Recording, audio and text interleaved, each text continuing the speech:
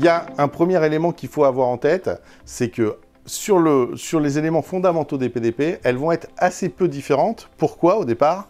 Parce qu'en fait, on a un cahier des charges qui était celui de l'administration fiscale et puis maintenant qui va être celui de la norme AFNOR qui va être publié, qui redispatche en fait un peu les fonctionnalités de base des PDP. Il faut comprendre quand même qu'il y aura une deuxième couche de fonctionnalités qu'il faudra analyser selon les PDP, qui est les fonctionnalités, ce qu'on appelle nous enrichies, qui sont en fait des fonctionnalités qui vont permettre pour certaines PDP d'aller faire des missions complémentaires pour l'expert comptable auprès de ses clients.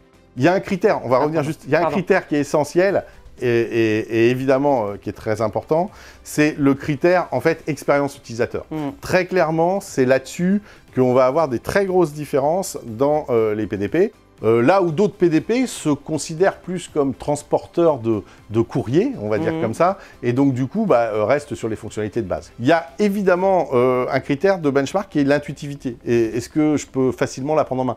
La gestion des flux, la collaboration de l'ouverture, ça j'allais dire c'est un vrai point dur, c'est quels sont les PDP qui vont vouloir réellement collaborer entre elles, échanger des flux, échanger des statuts. L'offre de services, donc quels peuvent être les nouveaux services. Tu me disais qu'est-ce qu'on voit à l'international. Ce qu'on voit à l'international, c'est que sur les PDP qui existent déjà, souvent on a des services comme je disais de paiement, automatisation de factures, de relance, de conservation, d'analyse de data, etc., qui sont des offres de services nouvelles.